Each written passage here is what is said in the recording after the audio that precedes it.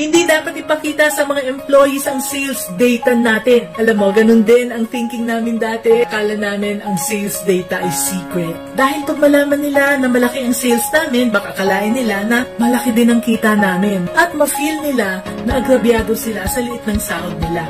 Hindi kasi nila alam na hindi lahat ng sales ay kita na kailangan nating magbayad pa sa suppliers, sa rental, sa tubig, sa ilaw, sa mga tao, taxes, marketing expense, internet, at iba pa. At kung may matira, tsaka pa tayo kikita. Laking gulat ko nung nag-umpisa kaming mag-share ng sales data.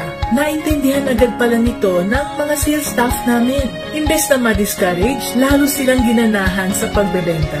Na-feel kasi nila na naging part sila ng buong team at kung paano silang nakakatulong sa paglago ng aming business. Ang sales data ay hindi lang pang-management. Para sa lahat ito, para magtulungan tayo patungo sa ating business success. Tandaan mo ito para maging business-minded ka, Pinoy. Itago mo yan, sabi ni Carol.